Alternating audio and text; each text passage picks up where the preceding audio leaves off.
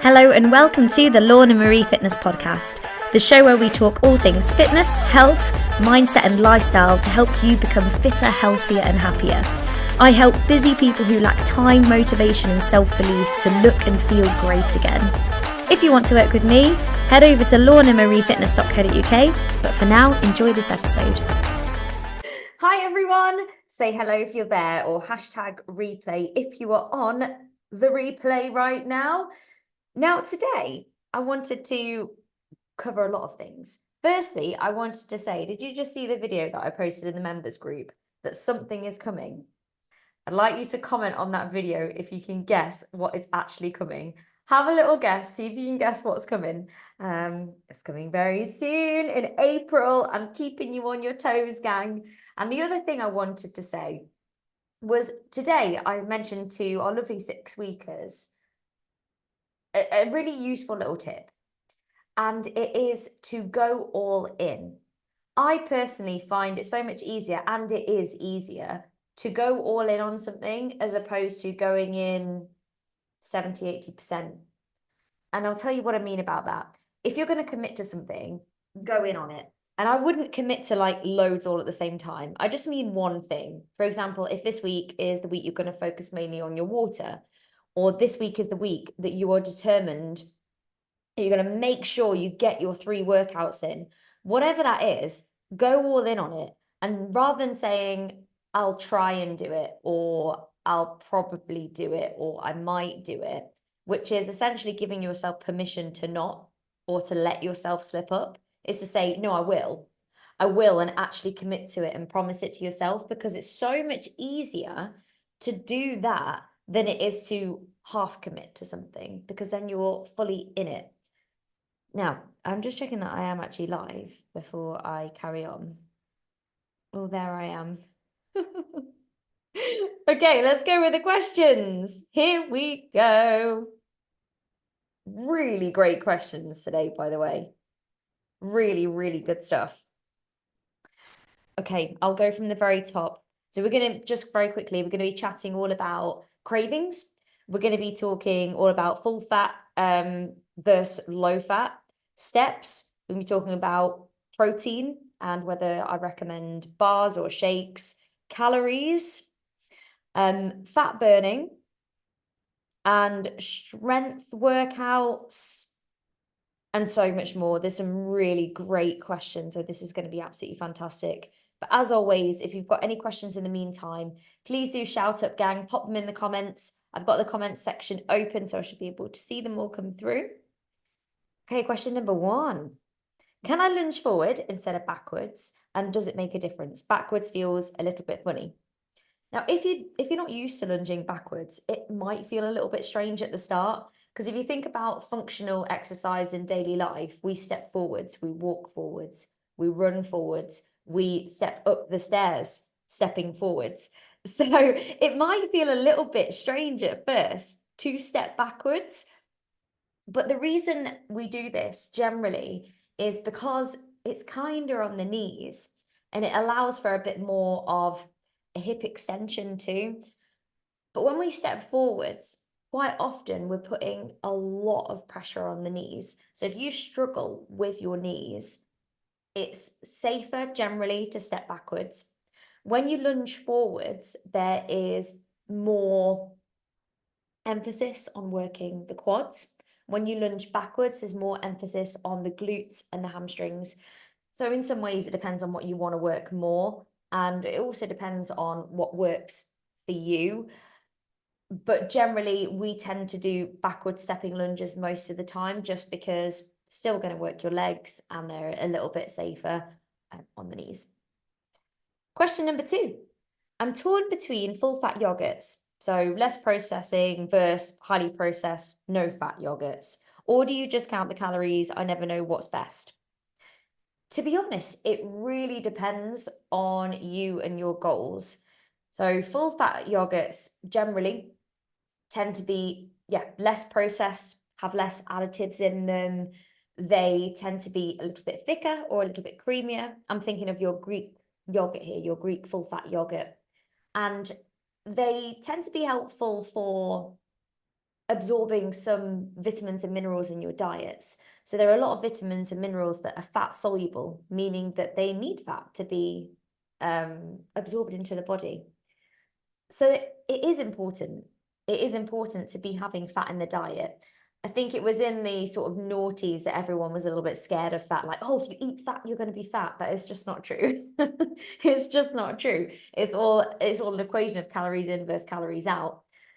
Another benefit of eating full fat is the fact that it's more satiating. So quite often it can keep you feeling fuller for longer if you're eating full fat. If you're having, on the other side, if you're having no or low fat yogurts, they tend to be a little bit lower in calories, but the disadvantage there is quite often they've either got a lot of sugar to make up for the lack in taste, or they have a lot of sweeteners or a lot of additives. So I just steer clear of that. It depends on what your goals are, really, what you enjoy. And they're the, like, the pros and cons. And also what is on the back of the ingredients list, just having a look at the pack. Can you pronounce the ingredients on that pack? How many ingredients are there in there? And just being mindful of that, and be mindful that we want to nourish the body. We want to nourish the body, give it good food that it needs. Oh, I'm just seeing, I got a little notification. I was just seeing if it was a question, but we're all good. We're all good. Next. Having a rest day today, as I'm not home till late, but I'm trying to get 10,000 steps in. Is 10,000 steps a bare minimum one should aim for, or is that equivalent to some exercise? Is it a case of, if your heart rate is elevated when doing those steps, is that better for you than if not? Let's just break this one down a little bit first. With the steps, the 10,000 steps thing came from a Japanese marketing campaign for a pedometer in the 1960s. And I think it was chosen because it's a very nice round number. 10,000 steps is a good aim, but you don't have to aim for that to be deemed active. So anything above 7,500 on average is deemed beneficial for your health, for your long-term health. So I would be aiming towards that. And if you're in a place where you are nowhere near that at the moment, I wouldn't say go from 2,000 a day on average to trying to hit 7,500 a day, because it's just not achievable in the short term.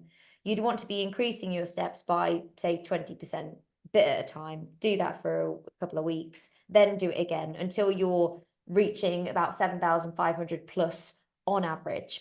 And I keep saying on average because sometimes during the week, if you have a very sedentary job and you're spending most of the day sat down at a desk and you're very, very busy, so maybe you finish work and then it's about feeding the kids, getting the kids to bed, trying to fit your own workout in, and before you know it, you've not hit your step count and it's 10 o'clock at night and you're exhausted. It's looking at, okay, on average, I didn't get many steps during the week, but can I go on a couple of nice long walks this weekend and try and get my average step count up? So you look at it over 7 days as opposed to one day. So that's what I'd say about steps. If you're getting around about 10,000 steps, as per the question, it would be deemed as, if you're going on walks, it'd be deemed as moderate exercise. But you need to make sure that you're doing a little bit of everything. We want to be doing moderate exercise. You want to be doing more vigorous exercise for our heart health, some mobility work, flexibility work, strength work's really important. So I wouldn't rely on it. And if you are going to use your steps as a bit of a workout, then definitely increasing the intensity. So walking a little bit faster is going to be more beneficial for your heart health. But again, I wouldn't say every walk you go on needs to be a power walk, because that's also not going to be sustainable. If you're going to be using that as a proper workout, like, right, I'm going to walk absolutely as fast as I possibly can, I wouldn't be doing that every single day. You're just going to burn yourself out.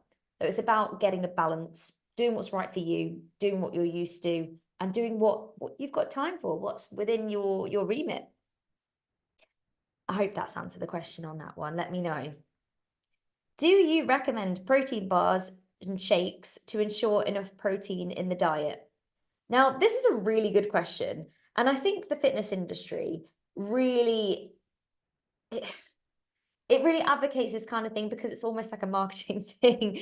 But you don't necessarily need protein shakes or protein bars to get enough protein in your diet. If you are somebody who struggles to get enough protein from your food, then they can be a great supplement. But I'd always go with whole foods first. So look at your diet, look at your meals, base each meal around a protein source. So look at breakfast. What kind of protein source could you base your breakfast around? You've got eggs. You've got Greek yogurt, not Greek style. You've got, well, whatever you want. What porridge. Porridge can be a great source of protein. I know it's carbohydrate as well, but porridge made with milk can be a really good source of protein too. So look at that. Okay, where's your protein source there? If you wanted to, you could add some protein powder to it if you want to, but I'd always be mindful of using protein as a supplement as opposed to relying on it solely. The way you can work out how much protein you need in your diet is to take your body weight in kilos. And if you're an active person, or if you're somebody who is on a weight loss journey, you want to times it by about 1.5 to 2. So if you weighed 60 kilos, you want to be aiming for about 90 to 120 grams of protein per day, split up throughout the day. You can't just have a meal of 120 grams of protein and expect your body to absorb it all, because it won't.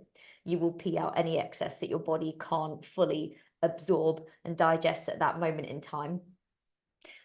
So I would be splitting it up throughout the day, basing each meal around a protein source. And if you're struggling to get enough protein into your diet, then supplementing maybe with a protein shake in the afternoon or a protein bar, but I wouldn't rely on it. And also, they're not all equal. So a lot of protein bars and protein powders have a lot of things added to them, sweeteners, additives, things that we can't pronounce, just like the whole yogurt scenario. So just be really, really mindful of that and what you're actually putting into your body too. Okay, I've gone off the questions. Bear with me. Do you want me to sing for you? Let me do some nice singing. Anyone got a good song? Where have the questions gone? I've literally lost the questions. Oh, by the way, just while I'm finding the questions, they've totally gone. They have actually gone. Yeah, by the way, this Friday, the Drummond Bas Social, it is on. Make sure you come along. Get yourself booked on. If you don't know anyone, don't worry. The majority of people come on their own and don't know anybody. So come along. It's going to be great. Sounds a sham on the DJ decks, doing drum and bass. And then you got me there. I'll be doing a workout, combat workout with you guys. Laura's going to be there too. Will's going to be there. And it's just going to be really fun. Invite everyone. I've opened it up to everybody. Invite your family, invite your friends. It's just going to be a fun workout. And I'm currently sorting out all the socials for the second part of the year too. Stay tuned. Stay tuned. So exciting things coming up, honestly. I've got the questions, by the way. Next, calories. I read your booklet last night saying you don't need to focus on calories. I feel like I've had it drummed into me. Calorie deficit means lose weight. Well, that's because calorie deficit does mean lose weight. Let's pull it back to basics though. A calorie is a unit of measurement. It is a unit of energy. That's all it is. The reason we say not to overly focus on calories is because there's a tendency for people to do just that, to focus solely on calories and not actually what they're putting into their bodies and giving their bodies what they need.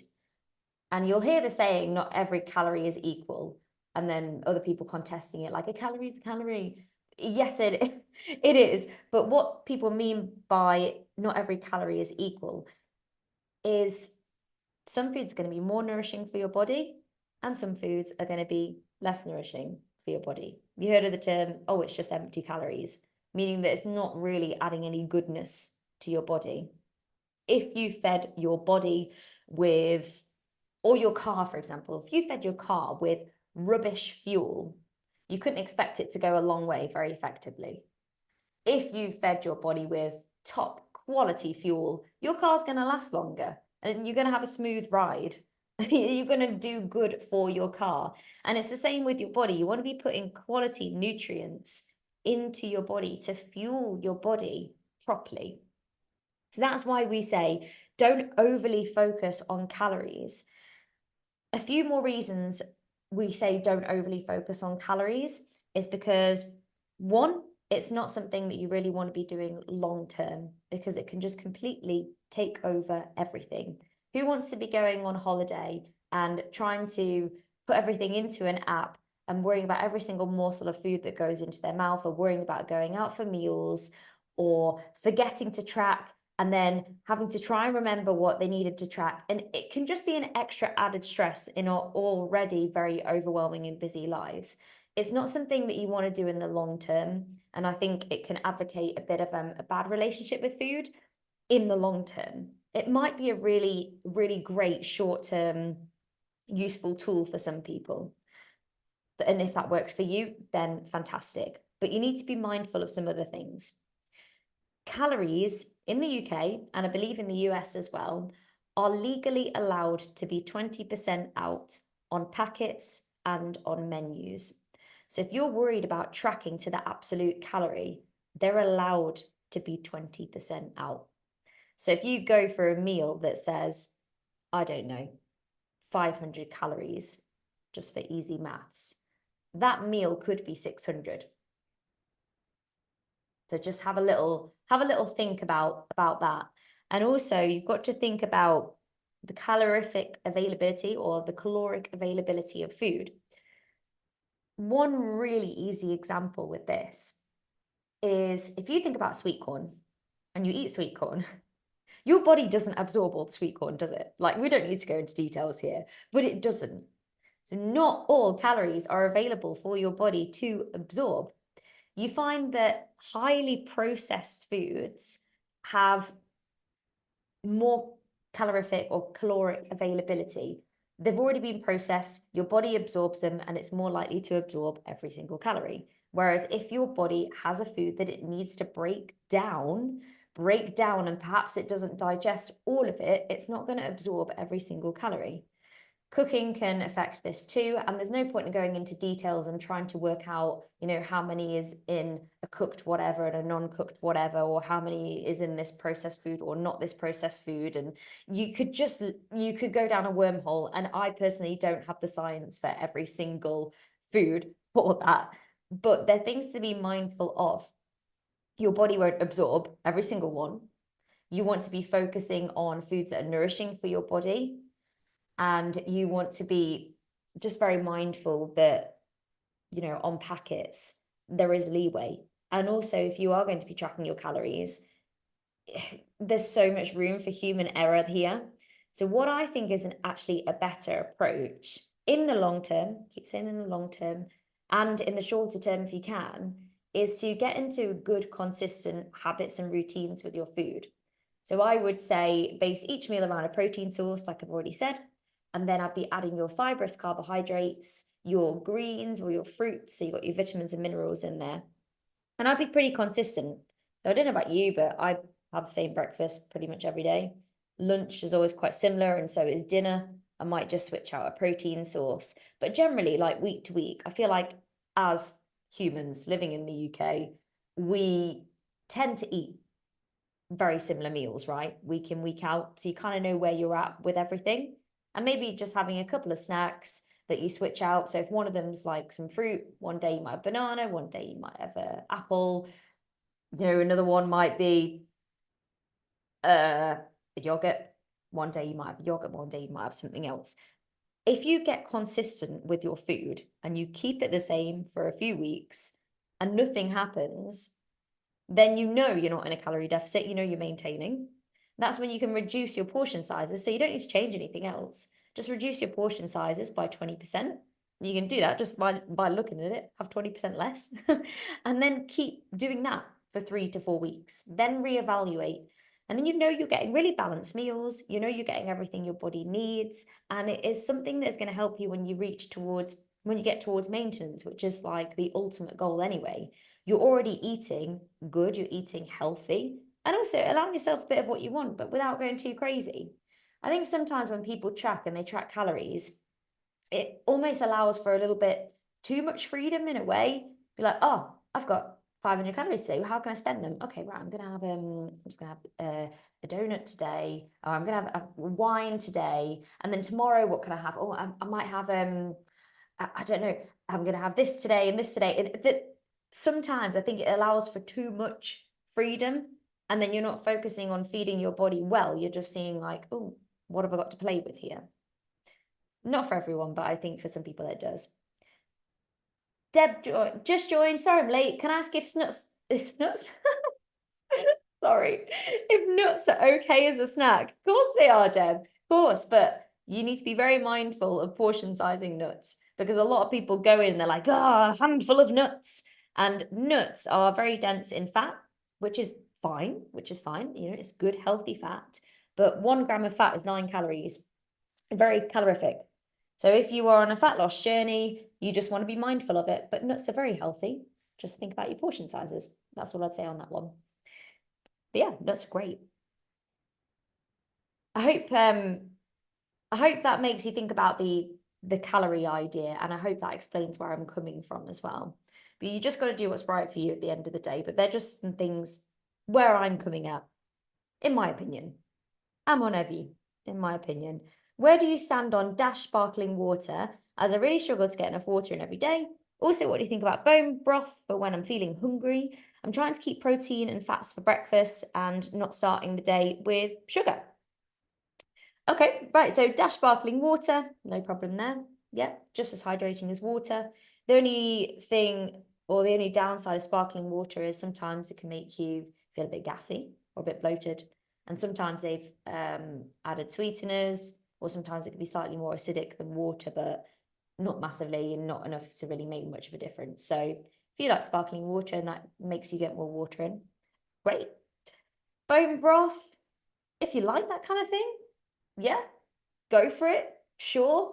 I wouldn't be spending hours making bone broth just because, and I wouldn't spend loads of money on it either. It can be a great source of protein. There's a few concerns with it that some people worry that it may contain like lead. Because basically, I could go into way too much detail here, but the worry is that plants are absorbing like the metal or lead from the earth, and then the cow or whatever eats it, and then that's where they're stored in the bones. But anyway, like I said, I could go into that too much, and I don't think we need to here. But if you like it, yeah, go for it. Should we be putting in a rest day or a holistic day every so often? Yes, absolutely. Rest is essential. Absolutely. If you don't take rest, your body will not repair. So you'll be doing all these workouts and not seeing any benefit because your body literally can't repair itself because you're not giving it time to repair.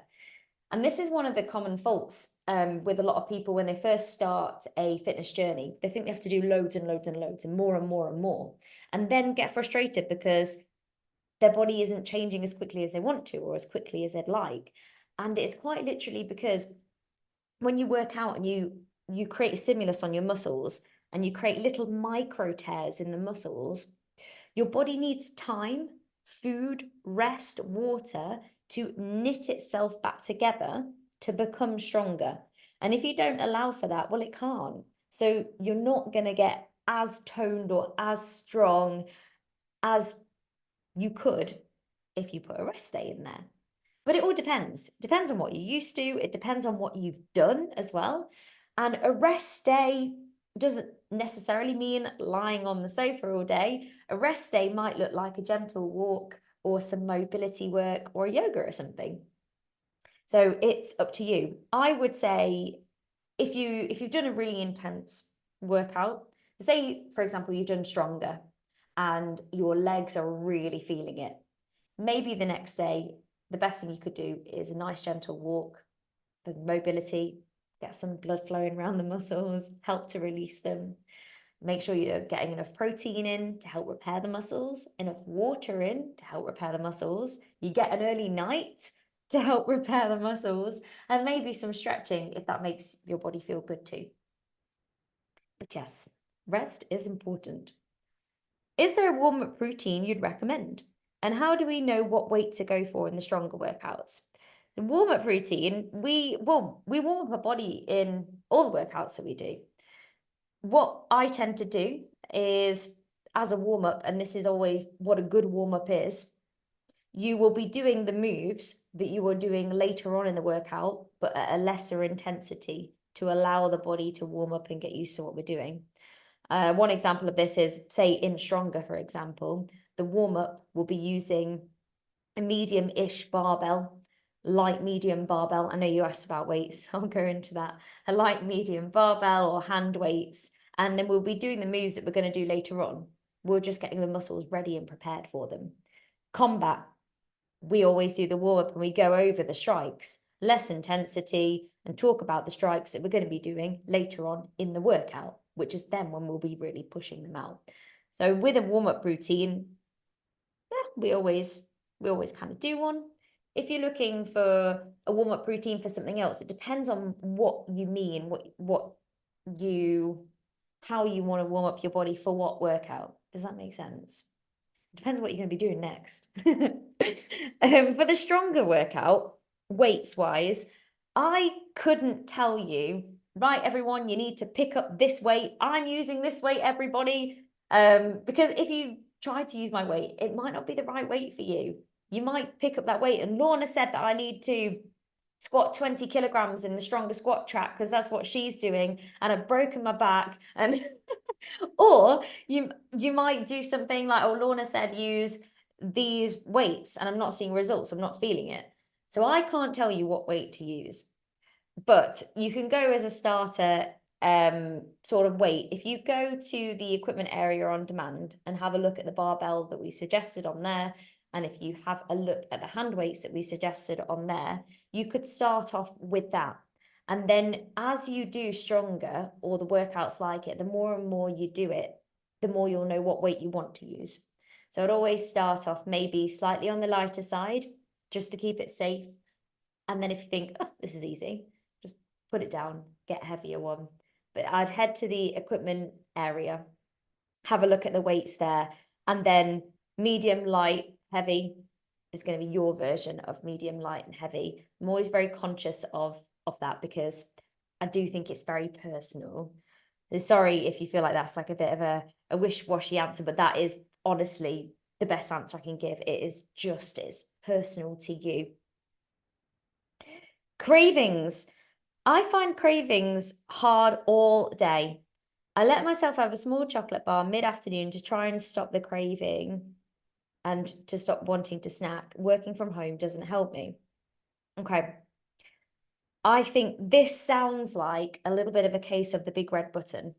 So the big red button, you're sat at home, you're working from home, you might be bored, you might be tired, and you're thinking of the thing that you're not, in your mind, you're not meant to have. So it becomes like the big red button that you can't touch. Don't touch the big red button. So all you can think about is the big red button. If you are somebody who struggles with cravings, this is my best advice. Firstly, you need to question what is going on here. What is going on behind this craving? Am I feeling hungry right now? So I use the HALT technique. Am I feeling, it stands for angry, but emotional? Am I getting craving because I'm emotional right now? The L stands for lonely, but we'll use it as bored. Am I feeling bored right now? And my mind's wandering and I'm just thinking of it. Or am I feeling tired and my body's actually craving some sugar because it needs some energy?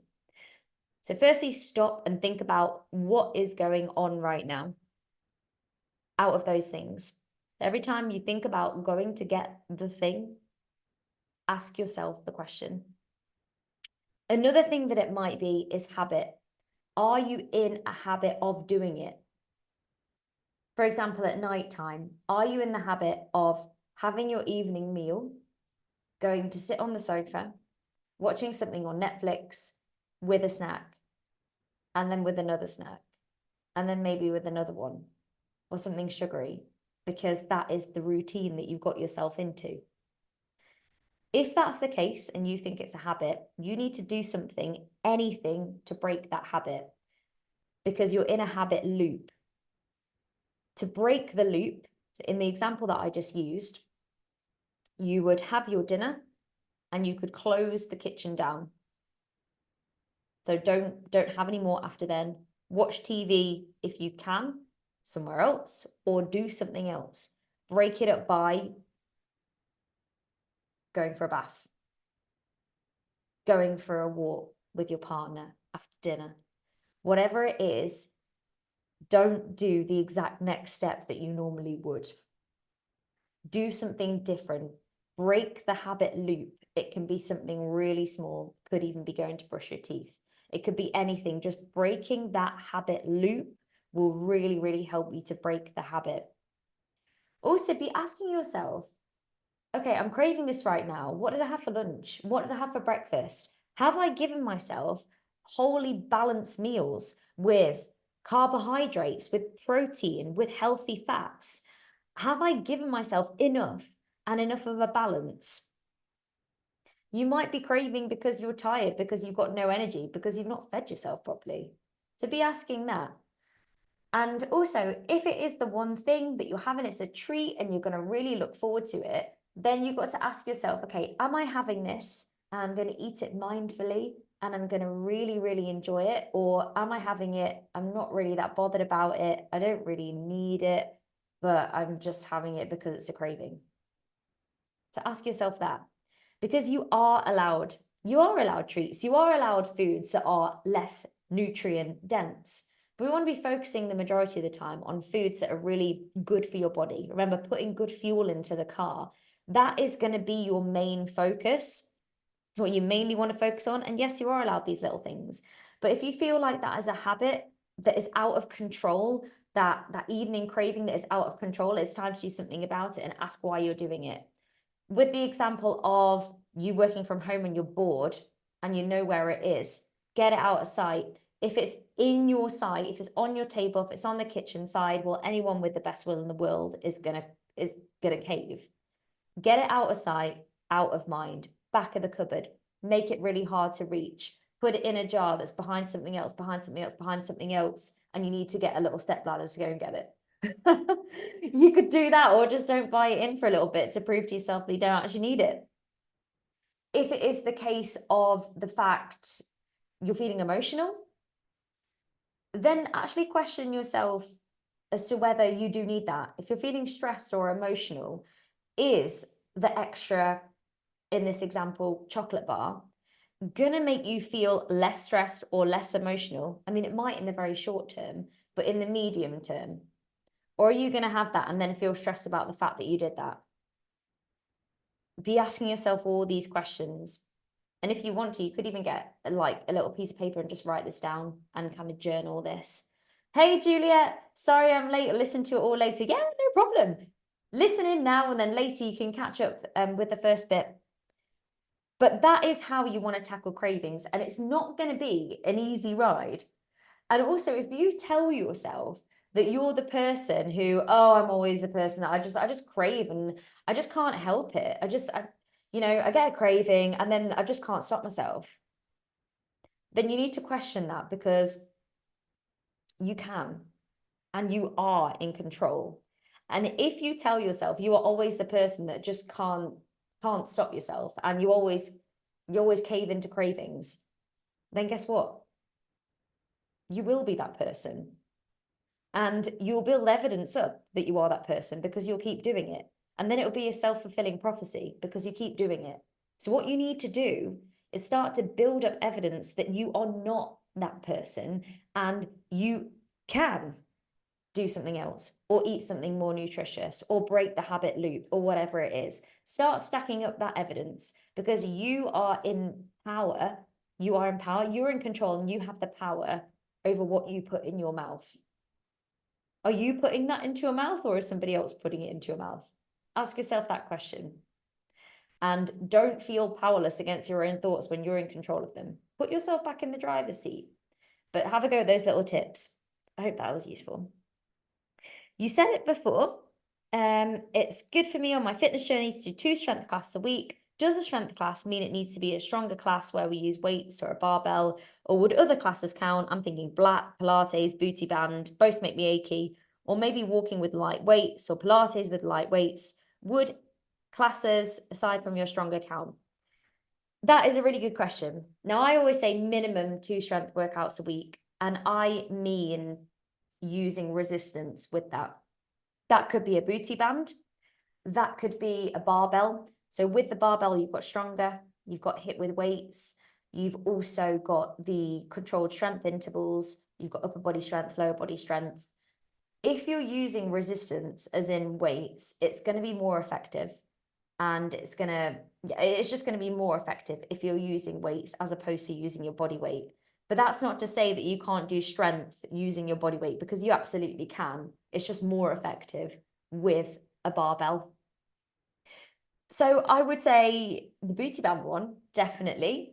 Black is more of a cardio-based workout with some strength elements in. But if it's a case of that's what you enjoy, and you're getting a bit of strength within those workouts, like Pilates, definitely. Pilates is really good for your glutes, your hammies, your core. Is it going to work as effectively as, say, like doing squats with a barbell? Maybe not, but it's still going to be effective and it's still going to work strength.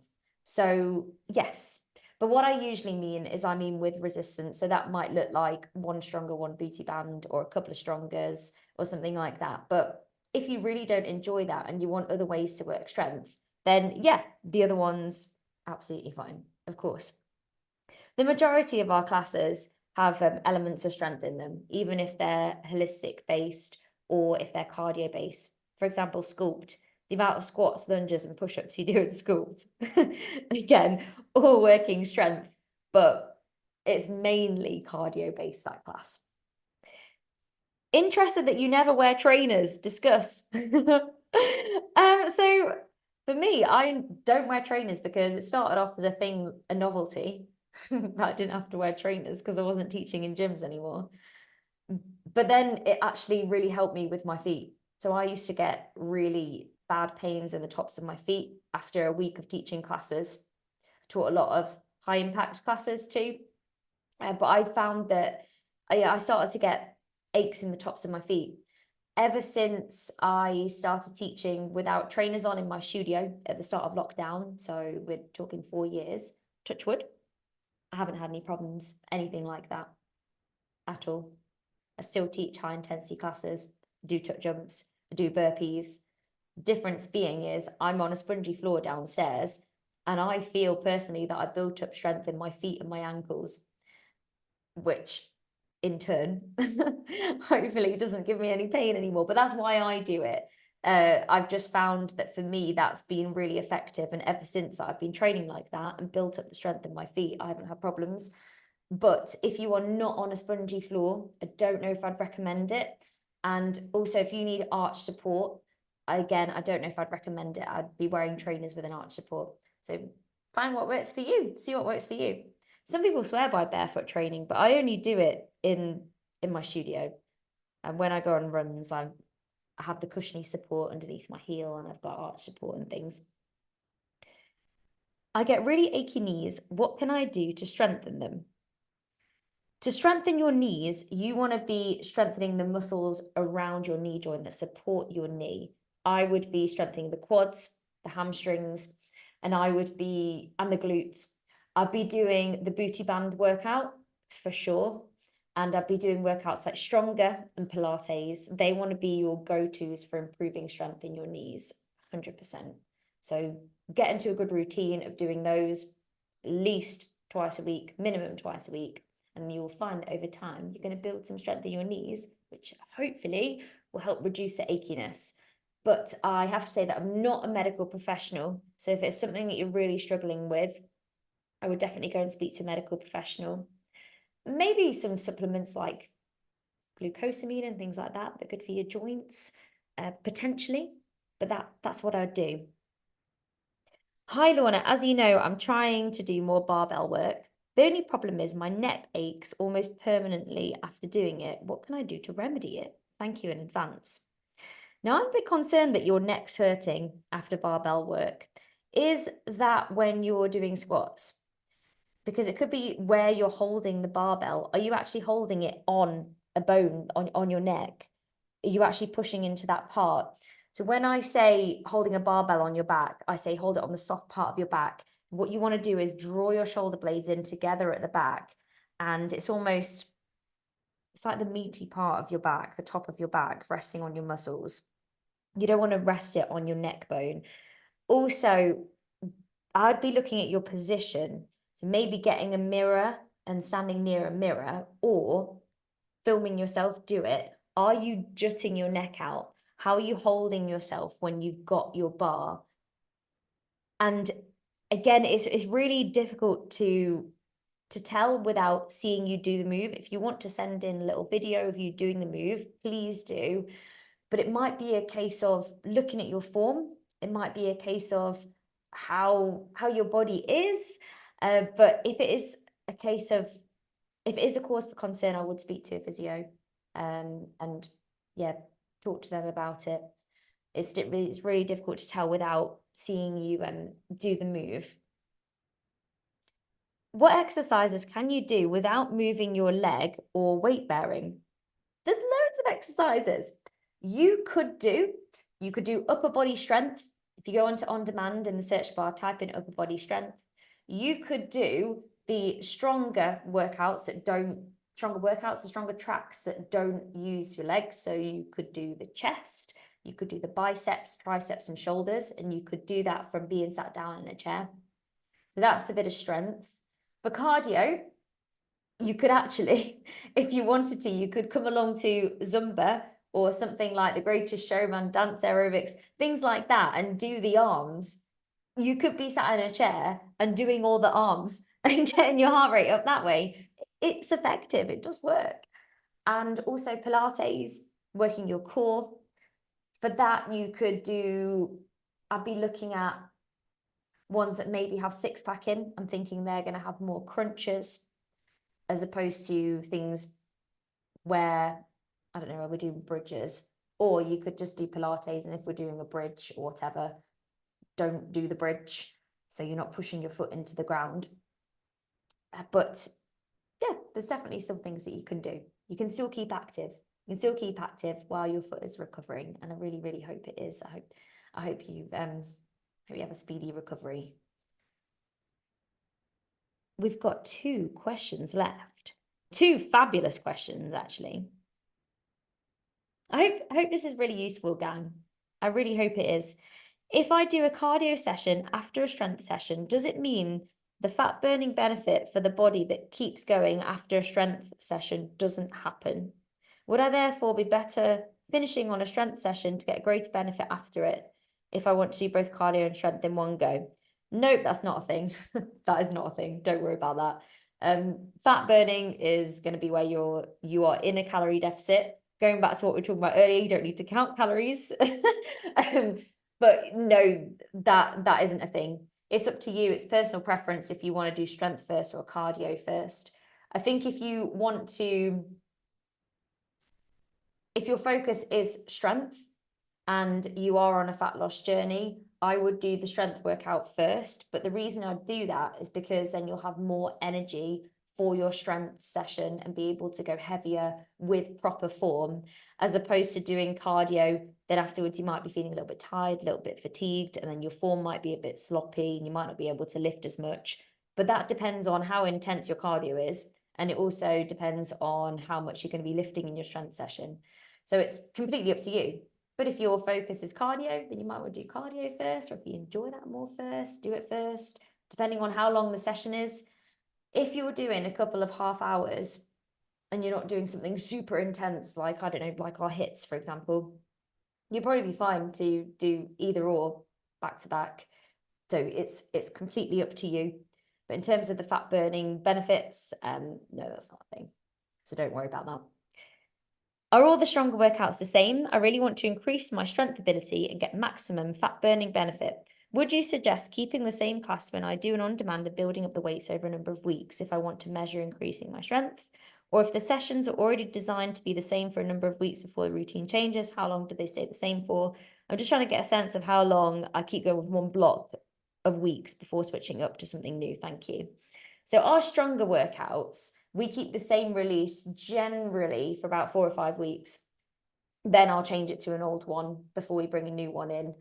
I bring a new stronger in every other month-ish, maybe slightly longer than that, every other month-ish. I would be, if you're doing it a couple of times a week, maybe do it for 4 weeks and then change to a pass release. But the idea is the first couple of times you do it, you're getting kind of used to it, you get used to this release. And then after the first 2-3 times, you start to increase your weight, you start to progressively overload. And then, yes, it is a really good measure of your strength and your strength improvements. So I would be doing that. I would be doing stronger a couple of times a week and then looking to keep doing that release for 4 weeks. After 3 times of doing it, start to increase your weight little by little, bit by bit. And then you'll be able to see and feel your progress. And the crazy thing is with stronger, as soon as we then change it to a new release and it's different timings and different tracks, you'll feel like, oh, the whole body almost needs to like go back to basics again and then do the whole thing again. But that's generally how it works. And we do a track per body part. So when you get to the end of the workout, you know you've worked your whole body. But if you're looking to improve your strength, I would be looking at the controlled strength intervals as well. So they're a little bit slower and a bit heavier in weight. I would be looking at the booty band workout, hit with weights, any of those, but also complementing it with Pilates to improve your core strength.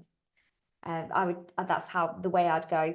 And also Pilates is good for your mobility to help and release your muscles too. But I hope that answers the question. All right, gosh, what a big Q&A tonight. Woo, I need to go get a glass of water. But thank you so much, gang. Thank you for your wonderful questions. As always, the more questions, the better the Q&A. I really, really hope that's helped you.